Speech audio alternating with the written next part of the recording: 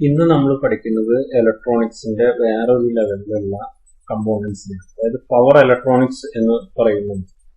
അതായത് ഒരു AC voltage handle ചെയ്യുന്ന തരത്തിലുള്ള കമ്പോണൻസ്, ഇലക്ട്രോണിക്സ് കമ്പോണൻസ്, അതും സെമി കണ്ടക്ടർ വെച്ച് ഉണ്ടാക്കുന്ന കമ്പോണൻസ്.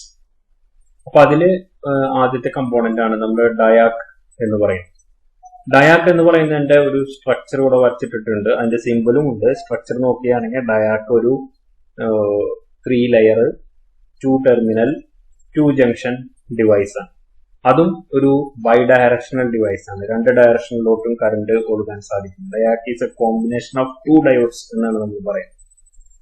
അപ്പോ ഡയാക് അങ്ങനെ 2 ഡയറക്ഷനിലും വർക്ക് ചെയ്യുന്ന ടൈപ്പ് ഡിവൈസ്. അത് ഒരു PNP സ്ട്രക്ചറിലും ഡയാക് ഉണ്ട്, ഒരു NPN സ്ട്രക്ചറിലും ഡയാക് ഉണ്ട്. പിന്നെ ഇതിലെ PNP ഓരോ ലെയറുകളും എല്ലാ ലെയറുകളും ഈക്വലി ഡോപ്പഡ് ആയിട്ട് ഉള്ളതായിട്ടുള്ളതാണ് വരുന്നത്. പിന്നെ ഇതിന്റെ അപ്ലിക്കേഷൻ നമ്മൾ ലൈറ്റ് ഡിമ്മിങ്, അതുപോലെ ഹീറ്റിനെ കൺട്രോൾ ചെയ്യുക, മോട്ടറിന്റെ സ്പീഡ് കൺട്രോൾ ചെയ്യുക, ഇത്തരം കാര്യങ്ങളിലാണ് ഡയാക് കൂടുതലായിട്ടും ഉപയോഗിക്കുന്നത്. ഇനി അടുത്തത് SCR, സിലിക്കൺ കൺട്രോൾഡ് റെക്ടിഫയർ എന്ന് പറയും.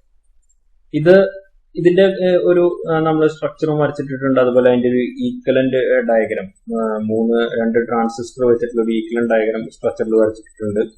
പിന്നെ ഫിഗറിൽ കാണിക്കുന്നത് ഒരു SCR കണ്ടു കഴിഞ്ഞാൽ അതിനെങ്ങനെ തിരിച്ചറിയാന്നുള്ള ഫിഗർ ഉണ്ട്.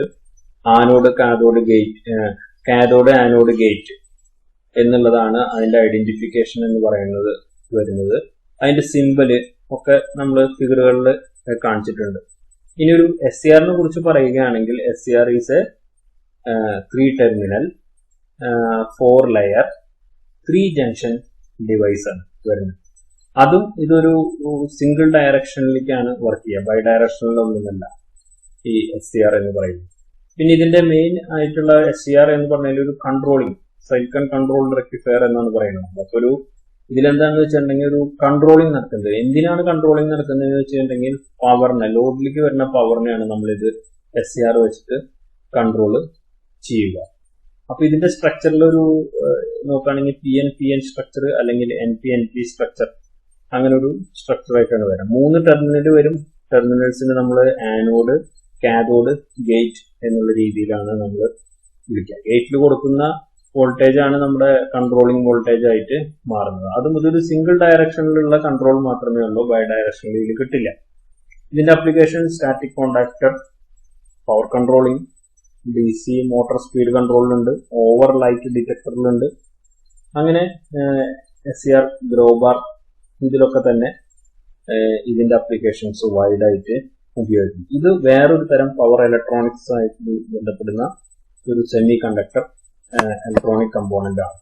ഇനി അടുത്തത് വരുന്നത്, അടുത്ത ലാസ്റ്റ് കമ്പോണന്റ് നമുക്ക് പഠിക്കാനുള്ളത് ട്രയോഡ് AC സ്വിച്ച് എന്നാണ് ഇവിടെ തന്നെ റെക്കമെൻഡ് ചെയ്തിട്ടുള്ളത്. അപ്പൊ ഇതിന്റെ കാര്യങ്ങൾ നോക്കുകയാണെന്ന് വെച്ച് കഴിഞ്ഞിട്ടുണ്ടെങ്കിൽ ഇത് ഒരു SCRനെ അപേക്ഷിച്ച് നോക്കുകയാണെങ്കിൽ 2 SCR പാരലൽ ചെയ്ത പോലെ, ആന്റി പാരലൽ ചെയ്ത പോലെയാണ് നമ്മൾ ഈ ട്രയാക് ഉണ്ടാവുന്നത്. ഇതില് നമ്മൾ ഇതിന്റെ ടെർമിനൽസ് ഐഡന്റിഫൈ ചെയ്യുമ്പോൾ അതിന്റെ പിക്ചറിൽ കാണിച്ചിരിക്കണം, main terminal 1, main terminal 2, gate, അങ്ങനെയാണ് പറയുക. അതായത് ആനോഡ്, കാഥോഡ്, ഗേറ്റ് എന്നുള്ള കൺസെപ്റ്റില്ല. കാരണം ഇതൊരു ബൈ ഡയറക്ഷണൽ കൺട്രോളിംഗ് ഡിവൈസ് ആണ്.